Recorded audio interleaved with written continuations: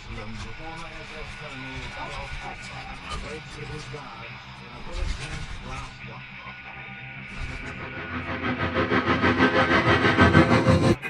Enter the courtroom. Hello, dear friends, and welcome to a new documentary. Today we delve into material that is as shocking as it is revealing, authentic interviews conducted with some of the top-ranking officials of the Third Reich shortly before they were tried at the Nuremberg tribunals. Before we begin, it is important to clarify that this video is intended solely for historical and educational purposes. It does not seek to justify or glorify those responsible for one of the darkest chapters of the 20th century, but rather to understand, through their own words, how those who held the highest levels of power in Nazi Germany thought and perceived themselves. The interviews presented here were conducted in 1946 during their imprisonment and appear translated into Spanish with representative voiceovers. We begin with the interview conducted with Hermann Göring, chief of the Luftwaffe and Hitler's designated successor.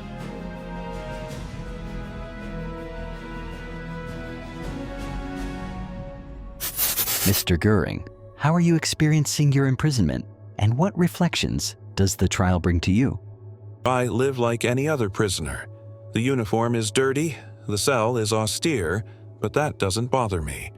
I'm used to keeping my composure. I can even force a smile if needed, but I detest when they pry into personal matters like my family or my wives. That's something I won't discuss. The same goes for my private life. It was excellent, and that's all there is to say. As for the trial, it's a farce. I told the court that if they're looking for someone to hold responsible, I'll stand as that person. Let the others go. Funk, Fritzsche, Kaltenbrunner. Most of them I didn't even know before this imprisonment. I've sent soldiers to their deaths. Why should I be afraid? I was Hitler's successor, and I've never shied away from taking responsibility for the official acts of the state. That's another matter entirely from the accusations of extermination, with which I had nothing to do. I won't deny that I had differences with Hitler. In the beginning, I could speak freely with him, but over time that changed. In April of '45, he ordered me to take command of the Reich, but then he revoked the decision and had the SS arrest me. Even so, I hold no grudge. Those were his final hours. He was under immense pressure. Had I been able to speak to him face to face, everything would have been different. Did you try to prevent the war? How do you recall your role in the Reich's strategic decisions? Yes, I tried. I sought agreements with England, even without Hitler's knowledge. After Munich and the annexation of Austria, I believed we had regained enough of what was lost after the Great War. But then came Czechoslovakia, which Hitler saw as a Soviet airbase. I warned him that if we demanded Danzig, England would declare war on us. I also predicted the entry of the United States. I advised him to sign a treaty with Stalin. He hesitated, but Ribbentrop convinced the Soviets. Through an agreement, I negotiated it myself. And regarding the invasion of the Soviet Union, I was against it. We should have first defeated England and taken Gibraltar. If we had succeeded, Franco would have cooperated. Our Air Force wasn't prepared for a war in the East, but Hitler believed the campaign would be short. By 1943, I had fallen out of favor, and by 1944, he wouldn't even speak to me. I had lost influence in decision-making. But if someone has to bear the consequences, here I am. As a leader, I accept my share. We spoke some time ago about your childhood, but you didn't want to go into detail. Have you given it any further thought? The truth is, I don't think much about it. I know you're trying to understand me psychologically, and I appreciate that. You don't preach or pry like others. You let the other person speak and you wait. One day, I'll be the one asking you the questions. But yes, I have thought about what you asked me. And I've come to the conclusion that there's not much difference between the child I was and the man I became. I believe that even as a boy, the traits that would define my adult personality were already visible. I couldn't draw, but I loved art from a young age. I was drawn to strong colors, blue, red, green, and I always detested the modern, the abstract. Picasso disgusts me. My favorite style has always been Gothic, perhaps because I grew up in medieval castles near Salzburg and Nuremberg, which fortunately still stand today. Hitler and I were very different in this regard. He preferred the classical, the monumental, the Greek or Renaissance style with lots of columns. He liked 19th century painters and admired Rembrandt.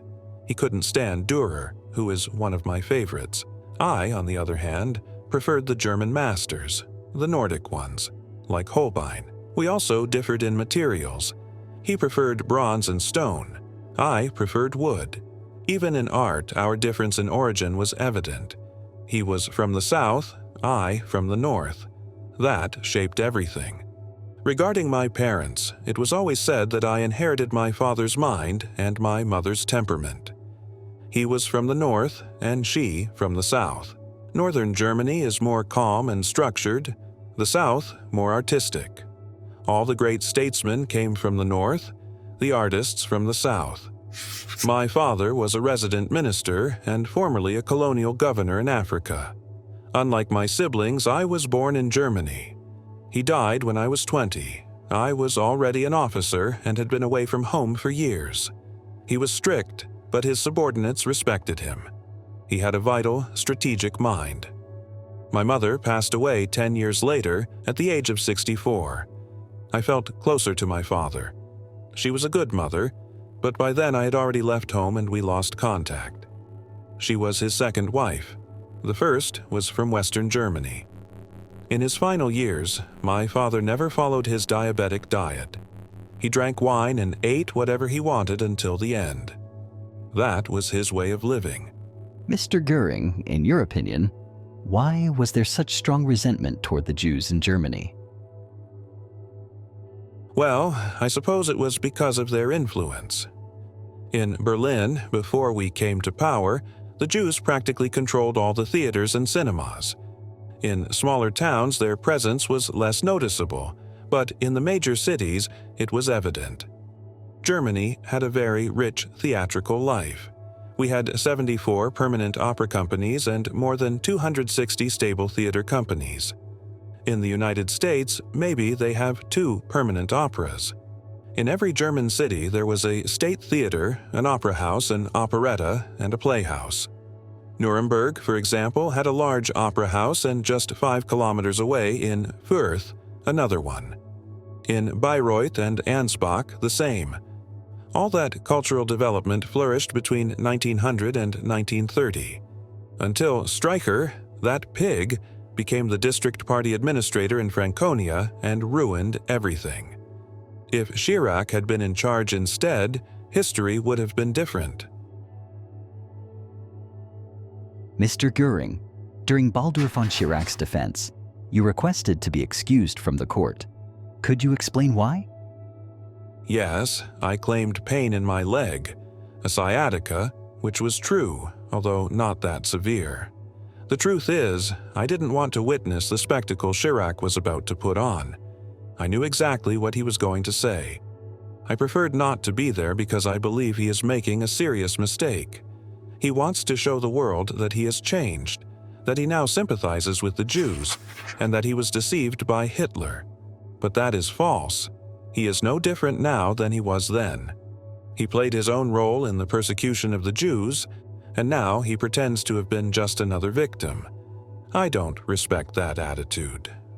At first, he tried to maintain a common stance with the other accused, but when he saw that he couldn't succeed, he started to distance himself. Instead of accepting his share of responsibility like we did, he chose to point to Hitler and dissociate himself, as if he had never been involved in what happened. I thought it was better to avoid that performance, and honestly, I do not regret having done so. You recently mentioned that Gerd von Rundstedt came to testify. What is your opinion of him and the so-called Ardennes Offensive? Yes, I heard that he was here and that now he claims to be anti-Nazi, saying the offensive was Hitler's madness and that he opposed any advance.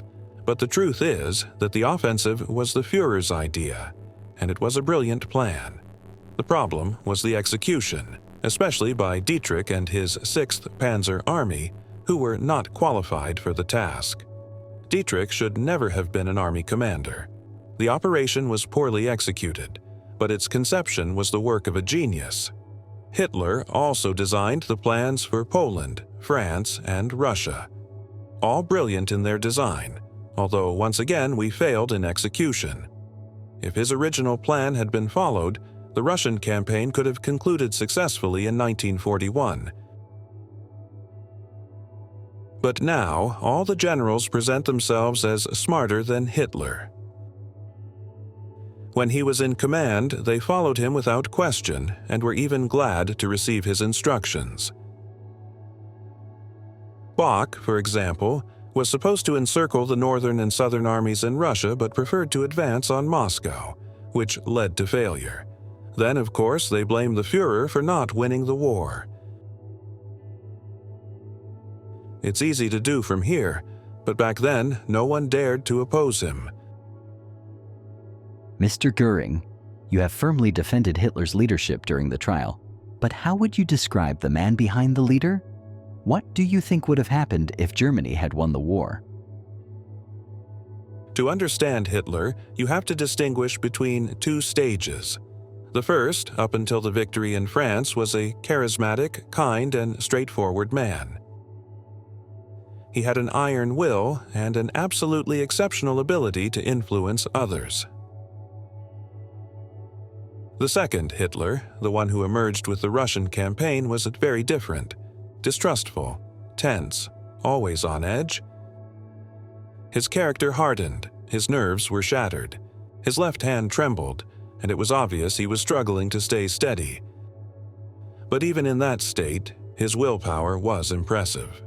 And don't forget this, if he hadn't lost the war, if he hadn't had to face England, the United States, and Russia simultaneously, powers which, one by one, he could have defeated, today, many of those who criticize him would be raising their arms and saying, "Heil Hitler."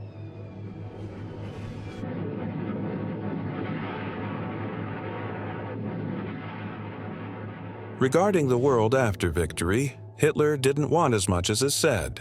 From France, he only intended to recover Alsace-Lorraine, and from Poland, the historically German provinces. He never coveted the British Empire. In Russia, his goal was to destroy that Soviet monster and replace it with a federal system. He might have claimed some territories in the Baltic states, but nothing more. He had no interest in South America, and in Africa, the only thing he cared about were the former German colonies. Hitler was not a man of colonial empires, he was a continental man.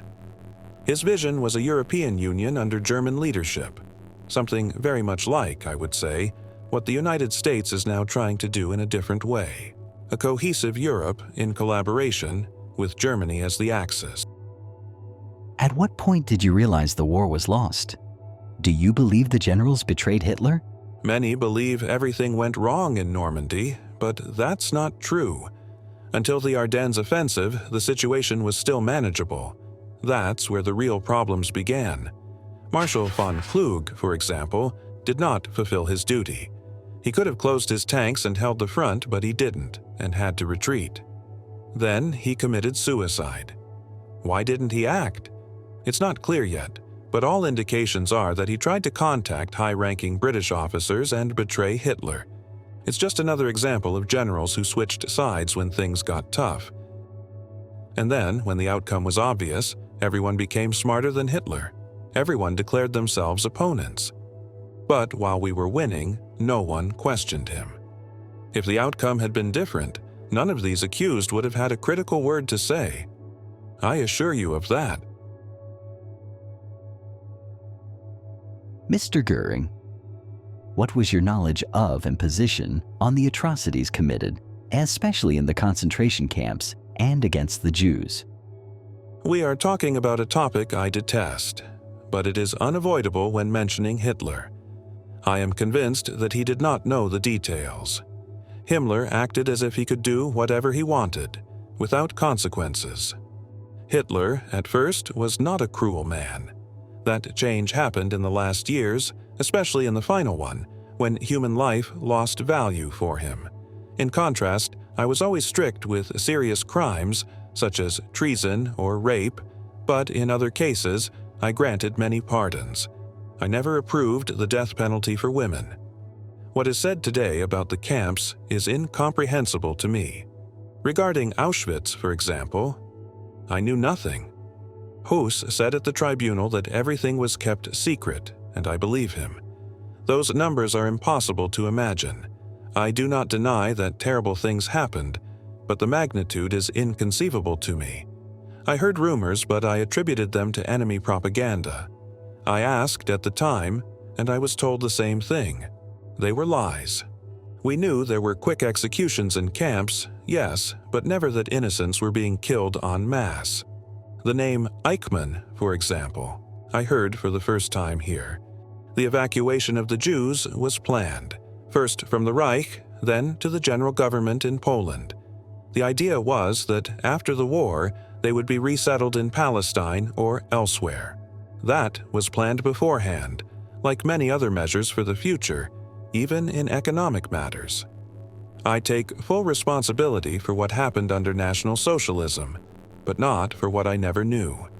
And yes, I admit I was the first to authorize concentration camps in 1933 for communists and declared enemies of the regime, but never with the intention to kill or exterminate. That was not their purpose.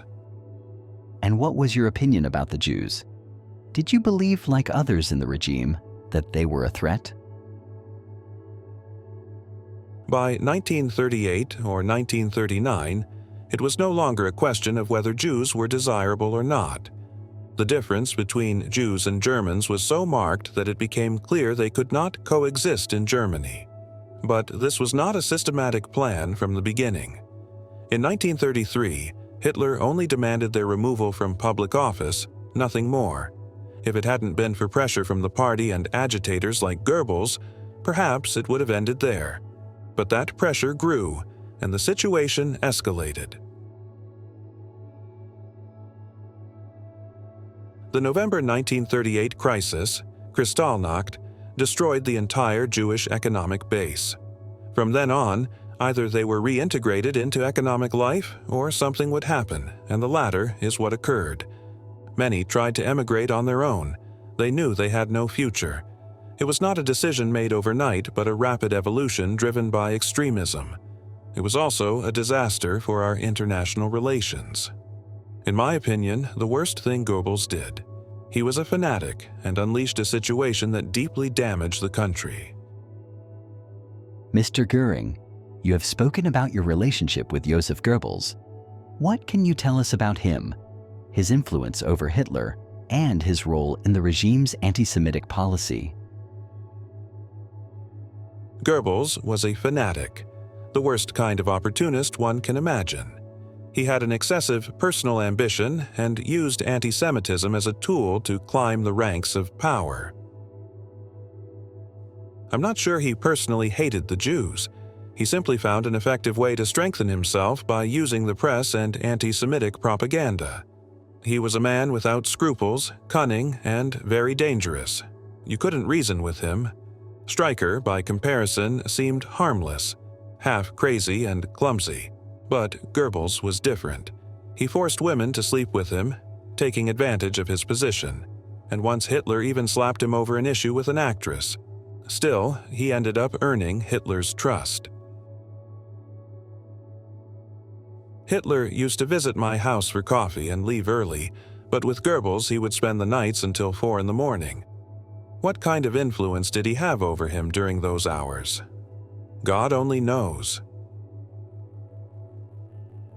Goebbels had more influence in turning Hitler toward radical anti-Semitism than is commonly said. He even directly accused me of protecting the Jews. After that, Hitler ordered me to implement certain measures, and that became the basis of the speech for which I was attacked at the tribunal. That speech was delivered before only 6 or 7 ministers, under pressure. What was cited in court were only the damaging fragments, not the parts where I clearly said that no one should be left to starve, not even the Jews. Those phrases were never read. At that time, maintaining an anti-Semitic attitude was a direct order. And while I blame Goebbels for much of the excesses, the responsibility was not solely on the party. Before 1933, there were provocations as well. I myself was the target of insults and slanders from the Jewish press. I do not justify what happened, but it was a struggle that escalated. In that environment, our responses also became harsher. What I want to make clear is that I never wished to exterminate anyone. That is not my nature. Yes, I can justify reprisals if they are motivated, but never the mass murder of innocents. That simply cannot be defended. Do you then consider that you were not responsible for the atrocities committed, nor did you share the more extreme motivations of the regime? That's right. I'm accused of taking the atrocities lightly because they saw me smile or make some gesture in court, but that's a misunderstanding. I'm someone who, by nature, tends to maintain composure in difficult situations, even with a smile. It doesn't mean I find it amusing. To me, the crimes judged here are the most atrocious part of all this. Himmler, for example, was directly responsible. He should have faced this tribunal instead of committing suicide. Unlike Hitler, whose decision to take his life I can understand in its context, Himmler left others, like Kaltenbrunner, to carry the burden of his crimes. I never understood how Himmler came to have such influence over Hitler. He was a good organizer, yes, but not someone with charisma. He was an enigmatic figure, even to me. In his secret speeches, like those in Posen, his true nature is revealed. Everything he did without saying much, but with lethal results.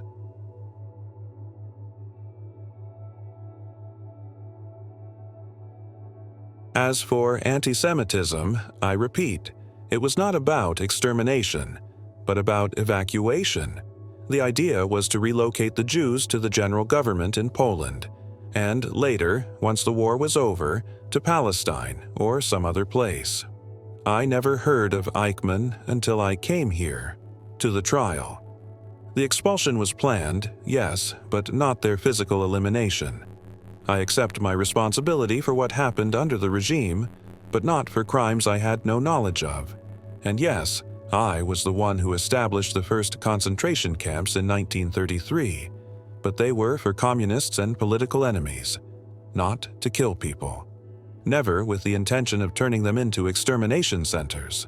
Mr. Göring, do you truly believe that Hitler committed suicide? Do you consider it an act of cowardice? No, not at all. It wasn't cowardice. Can you imagine Hitler locked up in a cell like this? He was the symbol of Germany, the spirit of the nation. After the First World War, the Kaiser wasn't put on trial, and neither is Emperor Hirohito. But Hitler would undoubtedly have been brought to trial. He knew that, and that's why he chose not to be captured. His death was consistent with his character. He didn't want others to pay for him, even though I am here now to take on that responsibility. I told the court, and I repeat it now, I accept that burden in his name.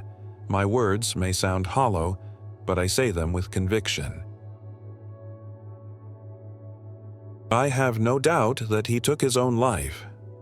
Speer told me that on April 22, 1945, Eva Braun confessed to him that she and the Führer would die together in Berlin. That's enough for me. I didn't know Eva Braun well, I only saw her a couple of times. She wasn't particularly beautiful, but she had good posture and a sweet personality. The important thing is that she lived only for him, as it should be. Hitler was content with her. He always respected women and criticized his officials who divorced to marry younger women. Look at some of the accused here, Frick or Schacht, for example, who did just that against the Führer's wishes. Did you know that Schacht, over 60 years old, married a young woman? And now he presents himself as a model of morality. Do you believe that Hitler truly cared for the German people? What is your opinion of his final testament, which many have described as cold and vengeful? Hitler dedicated his entire life to the German people. That was always his priority. That's why I find it absurd that anyone would question his loyalty to Germany. Although I prefer not to speculate too much about the testament, since I wasn't there to witness him writing it. Some here, Schirach, Speer, Fritzsche, say that this final text reveals his selfishness, his contempt for the people, his tendency to blame others for the defeat. That tone may indeed be present, I won't deny it, but many speak out of convenience, out of the need to distance themselves. What I do know is that Hitler was not a man who acted out of hatred for his nation. What he wrote in his final hours, only he could explain it. I prefer to remember the earlier Hitler, the determined leader, obsessed with Germany's destiny, not the man isolated in his bunker. It was the former who left a mark on our generation. Despite his efforts to whitewash history, Hermann Göring failed to hide his responsibility. In Nuremberg, he presented himself as a cultured and loyal leader, but he denied knowledge of the extermination and tried to cleanse Hitler's image. The facts contradict him. He was the number 2 of the regime, created the Gestapo, promoted the camps as early as 1933, and led the plundering of the Jews. His supposed ignorance of Auschwitz clashes with documents bearing his signature. Condemned to death, he committed suicide before he could be hanged. His legacy is that of a criminal who tried to conceal his guilt with words. We now proceed with the interview of Ernst Kaltenbrunner, head of the Reich Main Security Office, responsible for the Gestapo, the Kripo, and the SD. Mr. Kaltenbrunner, as head of the Reich Main Security Office, could you explain the structure and evolution of that organization and how it was connected to other police forces within the Third Reich? Of course, although I must warn you that the structure was very complex and constantly evolving. To understand it properly, one must consider the political context of Germany from 1933 onward. The RSHA, which functioned at a ministerial level from its creation until 1945, was a structure that became more consolidated as the years went by. I joined Hitler's direct service in 1938, but I did not assume leadership of the organization until 1943. At the beginning, the German police were divided into several branches. One of them was the security police, which combined the criminal police with the political police. This merger took place in 1936. On the other hand, there was the regular police, which consisted of 3 components: the gendarmes, who operated in rural areas and handled local crime; the uniformed police in large cities, who managed traffic, commerce, and public order; and the fire brigade, which also had official functions, especially in rural areas where they acted as volunteers.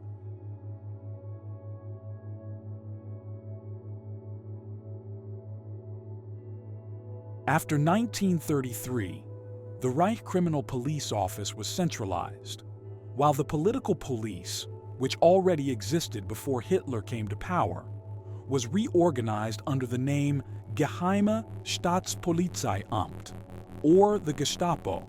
This term was widely used by Germany's enemies for propaganda purposes, mimicking the Soviet GPU model, although in Germany the simpler term Stapo was actually used. It is also important to clarify that neither the criminal police nor the Gestapo wore uniforms initially. Only the regular police wore uniforms. However, from 1935 onward, many members of the Gestapo and the criminal police began wearing SS uniforms, since many of their agents were absorbed into the SS ranks from previous police forces.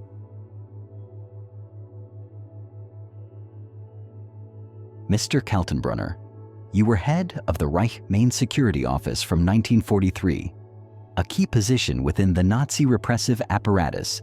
Could you explain how this institution operated?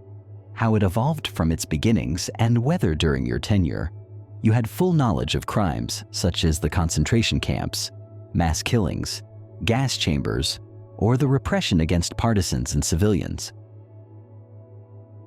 I understand the intent behind the question, but I must answer honestly, even if it sounds incredible. Much of what I know today about these crimes I only learned here in Nuremberg during the trial. Before assuming my position in Berlin in 1943, I was unaware of the magnitude of the atrocities being committed. I was completely ignorant of the existence of systematic exterminations, gas chambers, mass killings, or brutal repression both in the occupied territories and within the Reich itself. It was only when confronted with the documents and testimonies presented by the prosecution that I understood the real scale of these events.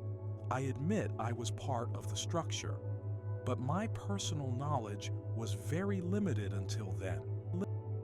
Regarding the functioning of the Reich Main Security Office, it was an extremely complex entity that evolved over time, reflecting the changes in the Nazi state. It was created as a ministerial security organization, operating between 1933 and 1945. Although I joined the Führer's service in 1938, I was only appointed head of the RSHA in 1943. To understand its origin, one must go back to 1933, when the German police system was similar to that of other countries, with two main branches, the criminal police and the political police. In 1936, both merged under the name security police.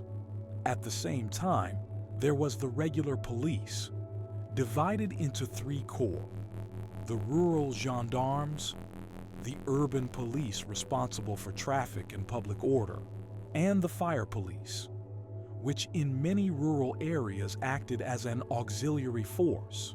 Since 1933, the criminal police was centralized in the Central Criminal Police Office, and the political police was organized into the Geheimstaatspolizeiamt, known as the Gestapo.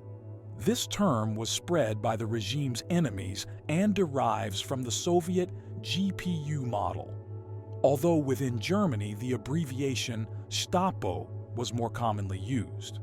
It should be clarified that neither the criminal police nor the Gestapo wore uniforms initially. Only the regular police were uniformed. However, starting in 1935, many agents of the Gestapo and the criminal police were integrated into the SS and began wearing their uniform, something that became common from then on. Mr. Kaltenbrunner, how was the Reich's security apparatus consolidated, and what role did figures like Himmler and Heydrich play in its development? There are many misunderstandings about how the police system in Germany was transformed. For example, in 1933, when the National Socialists came to power, there was no extermination of opponents within the police. In Bavaria, only about 40 officers were removed from their positions. In Berlin, 21% of the force was replaced, mainly due to misconduct or insulting ministers of the new government. Can that be considered a violent purge? I don't think so. It was in 1934 when Heydrich came onto the scene. The prosecution should focus more on his figure, as his ambition for power knew no bounds. He was extremely intelligent, manipulative, and skillful. At that time, Himmler was leading the SS, which was still a party organization and not a state one. I had a secondary role at that time. Within the SS, there were different corps, the General SS, which made up more than 90% of the organization, and some armed units like the Leibstandarte, the Deutschland Regiment, or the Totenkopfverbände, known as the Death's Head. These troops were directly at the Führer's service but were few in number. The traditional army opposed the SS having armed regiments, and also rejected the existence of an independent air force. Only thanks to Göring, because of his closeness to Hitler, did the Luftwaffe manage to develop as a separate branch.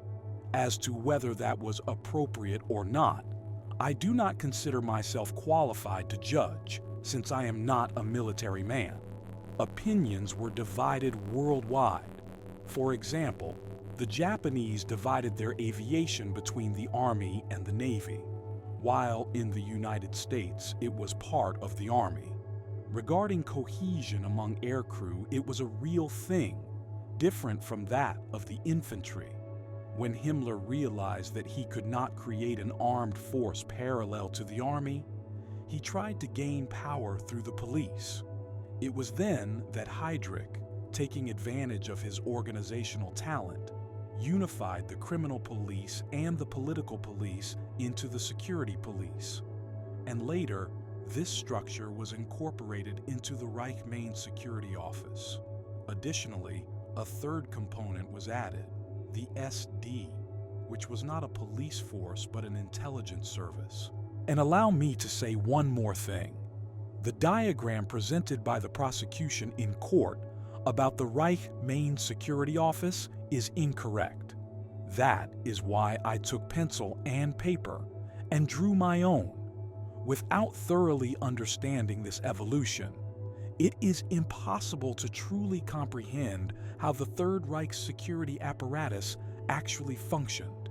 Mr. Kaltenbrunner, could you clarify what the military situation of Germany was in 1941? It is often said that after the fall of France, the Third Reich was at its peak of power when it launched the offensive against the Soviet Union. Do you share that view? Additionally, how was the power of figures like Himmler and Heydrich consolidated within the regime, and what impact did that have on the structure of the SS and the RSHR? I understand the doubt, but I must say that interpretation is mistaken.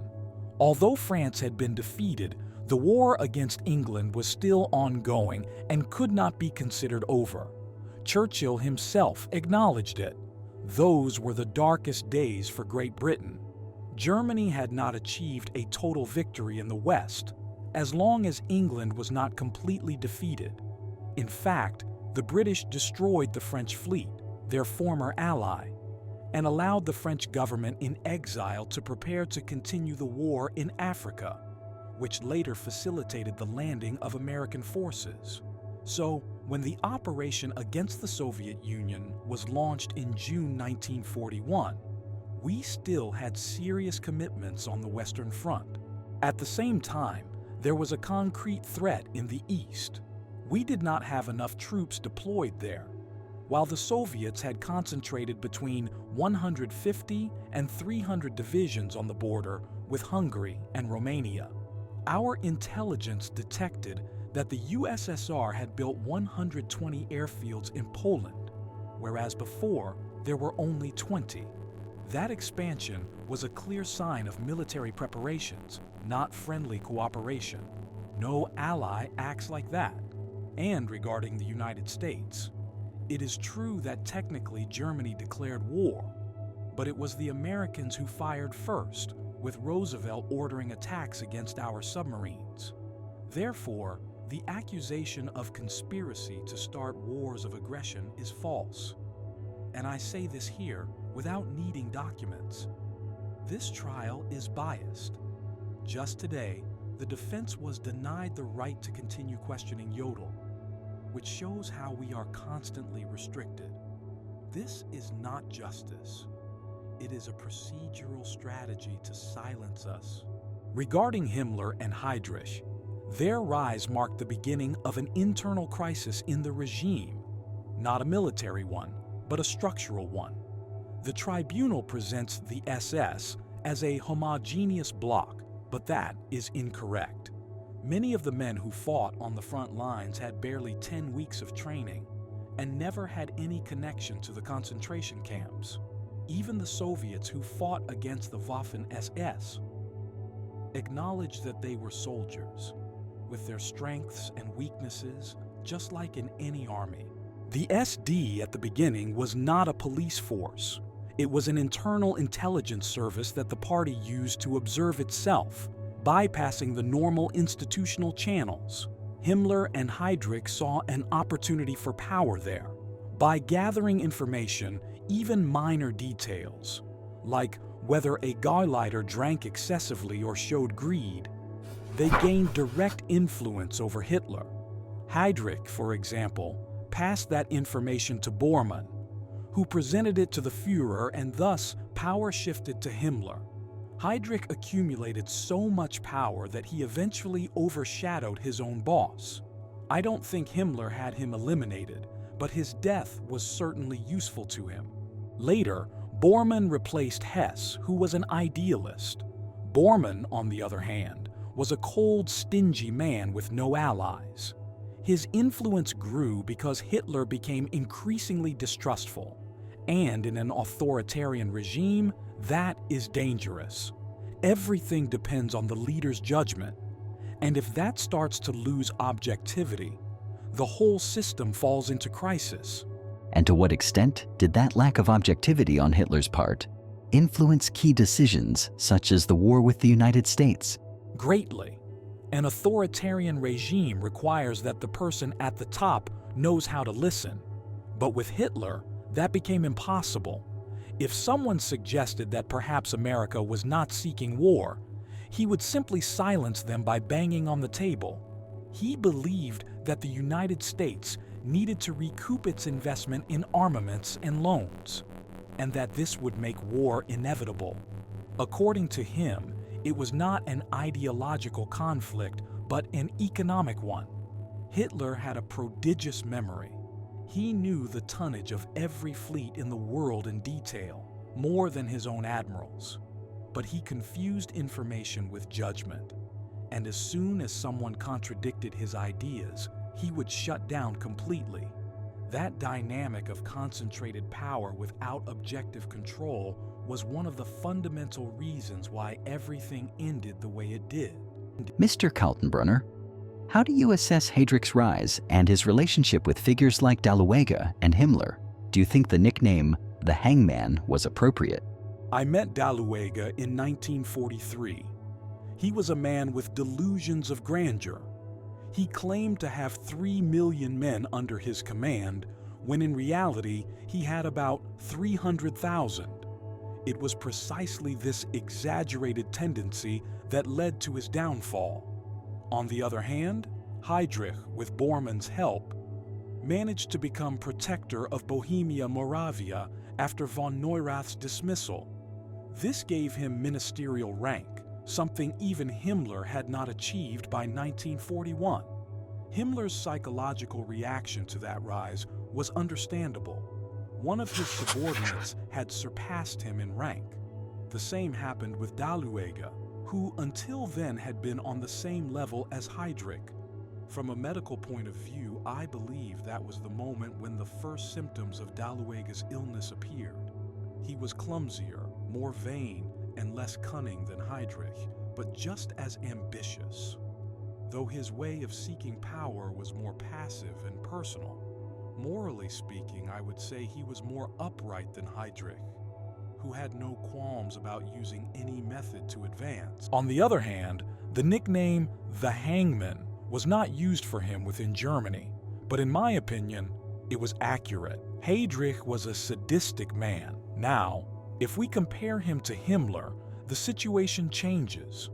Himmler was not exactly sadistic, but rather petty. He had that strict schoolmaster mentality, rigid and punishing. He took pleasure in correcting, like a teacher who beats a child harder than necessary, believing he is educating him. His drive was not sadism itself, but an authoritarian conviction that he was shaping others' character. Regarding the extermination of the Jews, I personally believe it was a consequence of his absolute obedience to the Führer, not a personal perversion.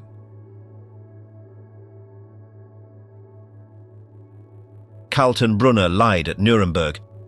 As head of the Reich Main Security Office, he oversaw deportations, murders and camps. He claimed ignorance, but he signed orders and received detailed reports. His role was key in Nazi repression. Sentenced to death, he was hanged in 1946. His attempt to evade responsibility did not save him from the final verdict. The interviews continue. We move on to Joachim von Ribbentrop, Nazi foreign minister, architect of the pact with Stalin, and a central figure in the Third Reich's diplomatic propaganda. Mr. Ribbentrop, could you share details about your youth and what factors influenced your development during those years? Since I was a child, I had an excellent memory, which made it easy for me to learn languages. I studied in Kassel and Metz, but I couldn't say exactly how many years of formal schooling I completed. I did not go beyond secondary level, if that. I spent some time in Switzerland, where I also had private lessons, and in London and France.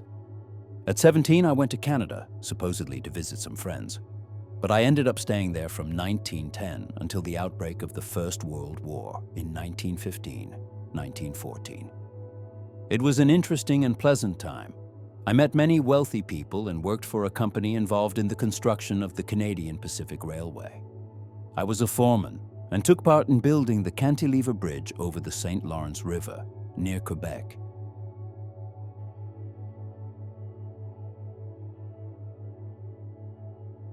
At some point, I contracted renal tuberculosis, and at a hospital in Quebec, they removed my right kidney. When I returned to Germany, I was accepted into the army, even though I did not meet the health standards. I served in a cavalry regiment until the end of the war. During the return trip, I left New York on a Dutch steamer. The ship was intercepted at Falmouth, England, where a British officer told me I had to be interned along with other Germans. However, a German engineer hid me in the coal compartment, and the officer did not search thoroughly, perhaps because we had had a friendly conversation. The ship continued on to the Netherlands, from where I managed to reach Germany. Tuberculosis deeply marked my life. My mother died young, in her early 30s, from that same disease affecting her lungs and kidneys when I was 11 years old. My older brother also fell ill in Canada and died in a Swiss sanatorium in 1918 at 26. That is why I believe tuberculosis is not only contagious, but also hereditary.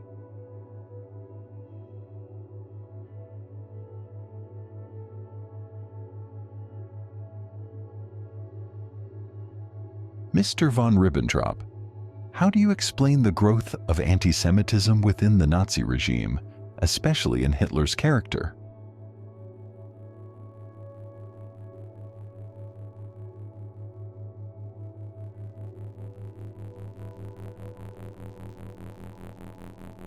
I believe part of Hitler's radicalization came from his external influences.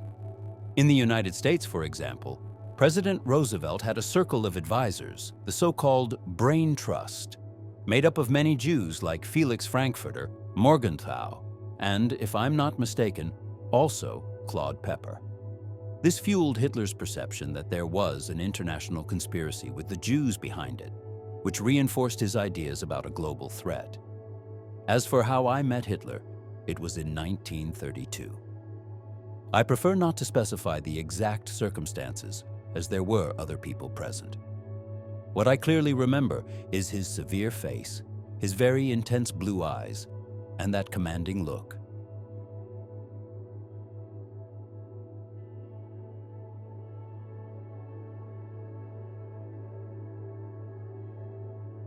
At our second meeting in 1933, his influence was already much greater. I introduced him to Papin at my house, and by then he already had an authoritarian and dominant attitude. He was magnetic. There was something in his presence that made one unable to stop listening. He would speak non-stop for 20 or 30 minutes, and one could barely intervene. He changed topics with impressive fluency, covering all kinds of issues. It is true what a British statesman said: "You cannot reason with a dictator." With Hitler, one only listened. He completely dominated everyone present. Now, how do you evaluate Hitler's personality? especially in light of what has been revealed in these trials, such as the case of Hans Frank's diary. Hitler was an exceptional figure. His ability to attract the masses was impressive. The whole of Germany seemed like a child before him, and although Bormann had power, he treated him like a teacher. Despite everything, that does not mean we knew what was really happening behind the scenes. For years, many of us had no idea about the atrocities being committed. The revelations from this trial, like those from Hans Frank's diary, have deeply surprised me. I don't understand why Frank wrote such horrifying things. Like that if he had informed Hitler about the death of 150,000 more Poles, Hitler would have congratulated him. That shocked me, but more because of the recklessness of putting it in writing. I find it hard to accept that any of this could be true, although I have to admit that some things must be.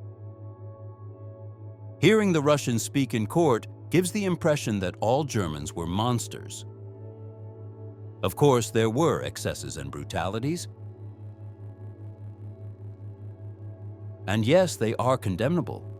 But what worries me most is how these actions are presented. I cannot accept that we all knew about or approved such acts. That simply is not true. Let's now talk about your involvement in the Non-Aggression Pact with the Soviet Union. How did decision-making work within the Nazi regime, especially regarding foreign policy?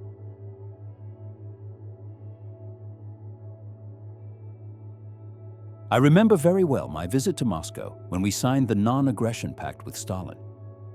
I was there barely a day and a night, and then I returned for a grand banquet where much toasting took place. Molotov, the Soviet foreign minister, was a very competent and intelligent man, while Stalin ruled Russia with absolute authority, just as Hitler did in Germany. Both dictators had their peoples in the palm of their hands. In our case, Hitler maintained a deliberate policy. Each minister was to know only what related to their area of work. As foreign minister, I was not informed about the invasion of Norway until 24 hours before it began, and the same happened with the invasion of the Soviet Union. I was only informed one day prior to its start. The Chancellery was completely excluded from military affairs.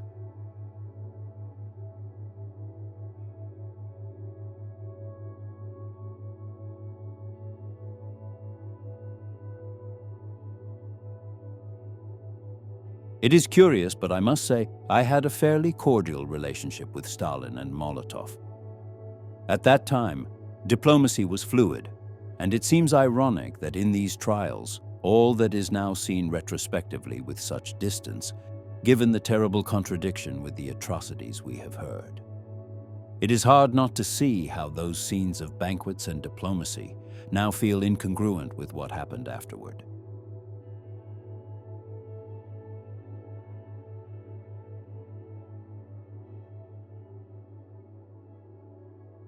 Regarding the trial you were involved in, how do you evaluate the foreign policy of the Third Reich and its relation to the world conflict, especially concerning the Treaty of Versailles? I have reflected a lot on this in recent months. Hitler's rise was a direct response to the Treaty of Versailles, a treaty I consider a great injustice to Germany. I remember that in 1928 and 1929, before joining the party and before Hitler came to power, I already warned my French and English friends that if they did not support the Brüning government, they would soon face Hitler. They did nothing, and the result was what we all know. As for this trial, I consider it a monumental mistake. It does not matter if they condemn Göring, me, or others. That is not the essential point. The message sent to the German people is what really matters. Despite our actions, they will continue to see us as their leaders, whether they are right or not. In a few years, even you Americans will see this process as a political mistake.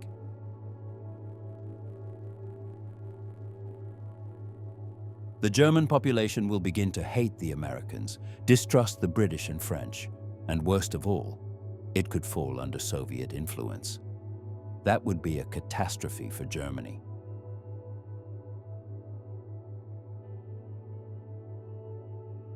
Hitler was always an enigma to me.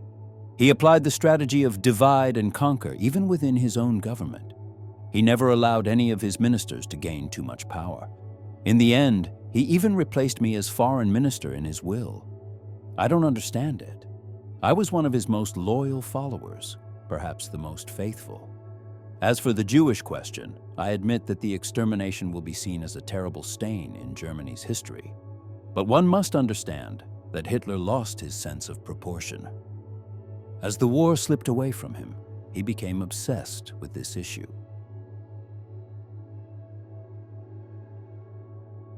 In 1940, I sent envoys to the United States to contact Jewish banking houses and tried to keep America out of the conflict, as well as to pressure England to achieve peace. But the response was cold. The Jews did not trust us and refused to cooperate. If we had reached an agreement with England in 1940, perhaps those horrors could have been avoided, but history took a different course. Mr. Ribbentrop, do you sincerely believe that the world's opposition to Nazi Germany was solely the result of a Jewish conspiracy? Or do you acknowledge that the democracies rejected Nazism because of its aggressive, fascist, and totalitarian nature? Look, I believe Hitler did not want to dominate the world, as is often said. He assured me he only sought the Sudetenland, the Polish corridor to trade with Austria, and perhaps to regain some colonies. According to him, there was no intention to go beyond that, although later he deviated. I remember when I returned from Moscow after signing the non-aggression pact with Stalin. I told Hitler that I did not see Jews in command in Russia, except for a certain Kaganovich, a cordial man. But Hitler ignored my words. For him, the Jews were responsible for the war, a fanciful alliance between Jewish capitalism and Jewish Bolshevism. I never understood that. I knew it was not true, but his obsession grew until it became sickly. He even accused me, after the July 20th assassination attempt, of trying to arrange a secret peace in Sweden. That hurt me deeply. I did not respond. I just saluted and left. I was his most faithful follower, and yet he distrusted me. Hitler was an enigma, a mixture of kindness and brutality. And although he had a caring side, his distrust ruined his relationships. He came to power because the people, with no alternatives, preferred Nazism over communism. We had 7 million unemployed. For many, Hitler was the only way out. Ribbentrop tried to justify himself with personal stories and blaming others, but he was an essential part of the Nazi criminal machinery. Sentenced to death at Nuremberg, he was hanged on October 16, 1946, showing no true remorse. We now move to the final interview with Karl Dönitz, Hitler's designated successor, Admiral of the Kriegsmarine, and responsible for the submarine warfare that ravaged the Atlantic during the Third Reich. Admiral Dönitz, how do you summarize your participation in the Third Reich, your relationship with Hitler, and the knowledge you had about the regime's atrocities? My desire is to retire with my wife, write my memoirs, and let the German people understand what really happened. Because most of us, even in leadership, knew nothing about the crimes of Hitler or Himmler. I know that is hard to understand from an American perspective, but in our system, the rule was clear. Mind your own business and do your job. That's how everything worked. I had no knowledge of plans for aggressive war, nor of the extermination of the Jews, nor of the supposed intention to annihilate 30 million slaves, nor of the atrocities in Poland or Russia. What I did know was that the Soviets committed similar crimes during their advance through East Prussia, although I admit that information came partly from the German press, not from direct sources. My life has been difficult. I served in the Navy since the First World War. In 1935, Admiral Raeder called me to reorganize the submarine force. I hadn't had contact with the world of submarines for a long time, so I had to learn everything anew. It was tough, humidity, oil, cold. Nothing good for rheumatism. Until 1943, I barely saw Hitler once every 2 years. After that, I began seeing him more frequently, and in the last months the contact was constant. When I was informed of his suicide and that he had designated me as his successor, I knew I had to seek peace immediately. That's what I did. It's true that at first it was announced we would surrender only to the British and Americans, not to the Russians, but that was symbolic. We knew the surrender would be total. I never saw myself as Hitler's political successor. They chose me because, as a non-partisan figure, I could manage that transition.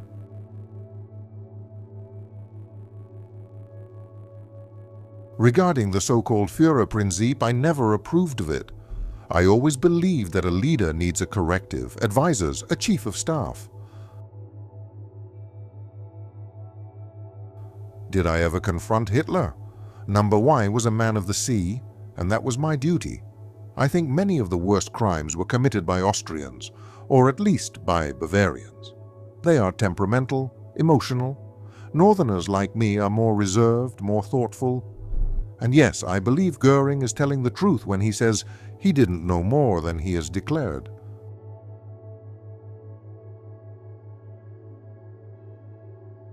It may seem impossible for a democracy, but in our system it was feasible. I barely spoke to Ribbentrop a couple of times, and I met Chirac in 1944.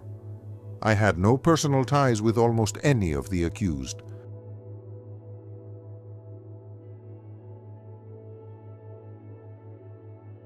Admiral Dönitz, after everything that has come to light in this tribunal, how do you interpret what happened during the Nazi regime and your role in it? Frankly, I do not believe that most of us in the leadership truly knew what was really happening.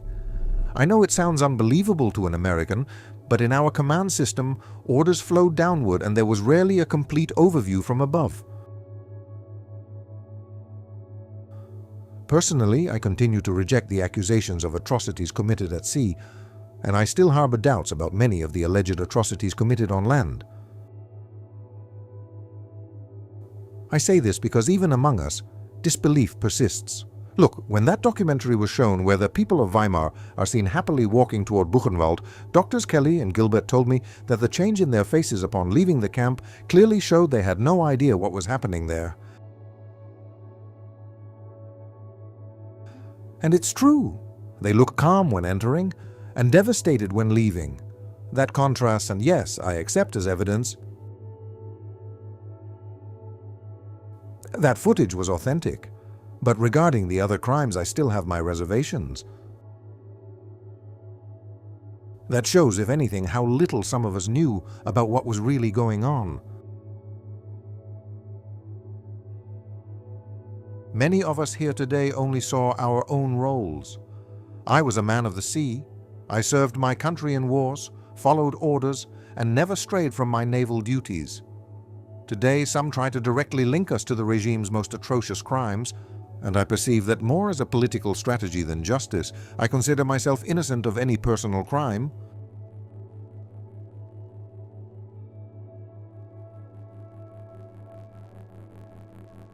Admiral Dönitz, after accepting the leadership of Germany following Hitler's death, how do you interpret your role in the war and the accusations being made against you here?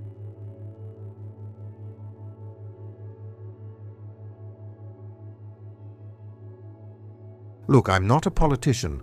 I was a corvette captain when the war began. I barely knew Hitler before 1942, and the little I saw of him at that time seemed reasonable. His demands appeared aimed at Germany's welfare. But now I see he had little regard for other peoples, such as the Jews or neighboring states.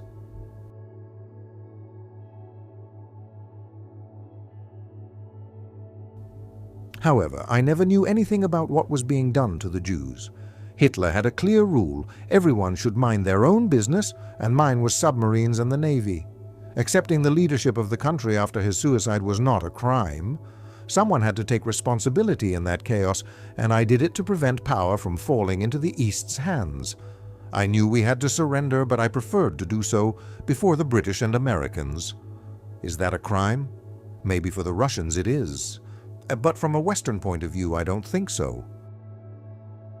I insist that this accusation against me is baseless. I'm not linked to atrocities or political decisions of extermination. The only concrete accusation is that I supposedly ordered not to rescue survivors from sunk ships. That was denied by the prosecution's own witnesses. In fact, the U.S. Navy officer who presented the case ended up helping my defense unintentionally. His witnesses confirmed that in any navy, if a submarine is in danger, it cannot stay to rescue. That applies to you and to us. Where is the crime? If Germany had won the war, I am convinced that the power of the Nazi Party would have been reduced. The soldiers and sailors returning home would not have allowed themselves to be governed by fanatic neighborhood leaders. They would have demanded freedom, and the regime probably would have collapsed soon.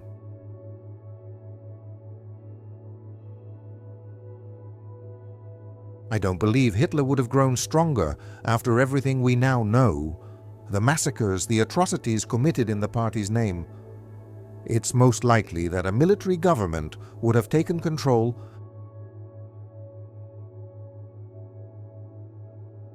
and I'm not the only one who sees the absurdity of this.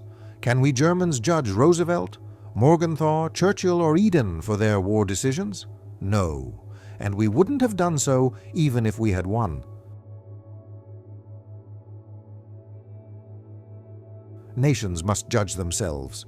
To think that a foreign tribunal can judge a sovereign government is to me a mistake, and the fact that there are Russian judges sitting in Nuremberg, that outrages me. They sank German ships with civilians aboard, men, women, children, and no one judges them. Nor are you free of guilt. You armed merchant ships even before officially entering the war. All this seems to me a distortion of justice.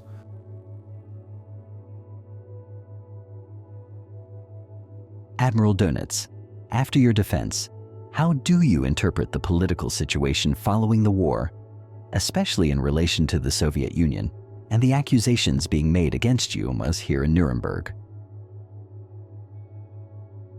I am not a politician and I am not interested in power games, but I know how to recognize a problem when I see one, and Russia is one. Even before the trial, I received a very favorable note through my lawyer from Allied officers. The Russians accuse me of having directed troops and fleets westward instead of handing them over to the Red Army, as if that were a crime, but both General Eisenhower, Bedell Smith, and Marshal Montgomery thank me for preventing the German fleet and 3 million soldiers from falling into Soviet hands. I knew what would happen if I did. That force would eventually turn against us. The Russians will never withdraw their troops from East Germany or the Balkans. They want to expand communism. They are surrounding Turkey. Even Ernest Bevin said it. The Potsdam Agreement was a grave mistake. Harold Lasky of the British Labour Party also stated this. Look at the map. Germany's granaries, the wheat and potatoes, are in the Russian zone. They will not leave there. Everything they have done in this past year indicates that they are aligning themselves against the West, especially against the United States and Great Britain. Another war? I doubt it. With weapons like the atomic bomb, everyone fears the first strike. But that conflicts are coming, I do not doubt. I saw a cartoon in the Herald Tribune, the world divided by a trench with the US and the UK on one side and the USSR on the other. While I am imprisoned, I cannot say more. But if one day I am released, I will write a lot. Russia is, in my opinion, the most criminal nation in the world, and communism the greatest evil. It is almost ironic that they accuse me of political conspiracy when they are the ones who are always conspiring. Even before the war, the Soviets demanded a piece of Denmark and parts of Poland. And now they come to judge me? Was there any kind of anti-Semitic policy within the Navy? Were you aware of the fate of the Jews during the war? In the Kriegsmarine, there were no anti-Semitic policies. I can name at least 4 officers of Jewish origin. One of them was Vice Admiral Bernhard Rogge, responsible for the training of naval cadets until the end of the war. I also had a Jewish captain. Rogge even testified in my favor. If any of them had known what Himmler and Hitler were doing to the Jews, they would have told me without hesitation. I once received a letter from Hitler in 1943 complaining that a Jew, Rogge, was in charge of naval education. I replied that he should mind his own business. Our navy was like an island. We had total autonomy. On several occasions, Hitler suggested that political or disciplinary offenses within the navy be judged by the party or the SS. I always refused. My position was clear. The Navy had to judge its own, without external interference. And regarding my knowledge of the persecutions, I will tell you this. My responsibility began with the submarine warfare from 1933, and with the entirety of the Navy from 1943. What happened to the Jews or on the Eastern Front was not within my scope. I am accused of things that simply do not concern me. I did not know what was happening to the Jews in Germany. I did not see it. I did not know. And what little I read at the time was not enough to understand the magnitude of what was really going on. Admiral Dönitz, did you have any personal attitude towards the Jews? Were you ever aware of their persecution during the regime? No, I was not. I was completely absorbed in naval affairs from morning till night. In the Kriegsmarine, we had no Jewish problem, as it was called in other branches. I never held prejudices. Let me tell you something. In 1934, I stopped at a Spanish port and wanted to invite a German Jewish merchant who owned lead mines in northern Spain to lunch aboard my ship. We arranged it with the German consul, but when I mentioned that his daughter would also attend, the consul told me it was impossible. "He is Jewish," he said. My aide smiled because he knew how I thought. I replied that my ship was my jurisdiction, and I decided who came aboard. So they came. The man was very decent. When we sailed, my aide gave me a blue and white porcelain plate from a very old local factory. It was a gift from that man who did not want to give it directly out of discretion. I corresponded with him until 1939. He wrote that his daughter had married a Spanish prince. I heard no more. So no, I did not know of any persecutions. If anyone wants to say that makes me complicit, I do not accept it. My conscience is clear. I did not participate in brutality or criminality. I limited myself to doing my job in the Navy. I cannot be linked to what others did. Admiral Dönitz, how do you evaluate this trial and your relationship with the other accused, as well as the role of leaders like Hitler, Himmler, Kedel, or Kaltenbrunner in the crimes of the regime? Sometimes this trial seems like a farce to me. What they do with us matters little, but accusing all of us of conspiracy is absurd. My case is clear. I directed the submarine warfare from 1933 and the entire Kriegsmarine from 1943, and I accept that responsibility.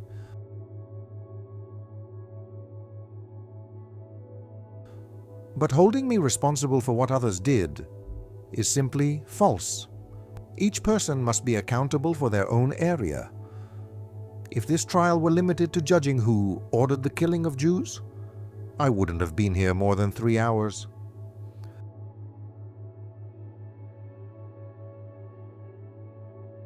But I've been sitting here since November, hearing the same things over and over again. At this point, half the time I draw or write down my thoughts. Regarding my fellow defendants, in Mondorf I didn't greet Göring, I disliked him. I didn't even know Streicher. Now we talk, we share a fate, and that unites us, although deep down I know we are not all the same. Kätel? Completely submissive to Hitler. Kaltenbrunner. He was under Himmler, who is the true responsible for the atrocities of the repressive apparatus. If I had received those orders, I would have rejected them. What bothers me most is that this trial does not have the two true culprits sitting here, Hitler and Himmler. They were the origin of everything, and to try to judge us as a homogeneous group without distinguishing real responsibilities is the greatest mistake of this process. Dönitz denied everything, but documents and testimonies proved him wrong. He supported Hitler until the end, legitimized the regime, and signed orders that prolonged the suffering. He was neither uninvolved nor innocent. At Nuremberg, he was sentenced to 10 years in prison. His account sought to exonerate himself, but history did not absolve him.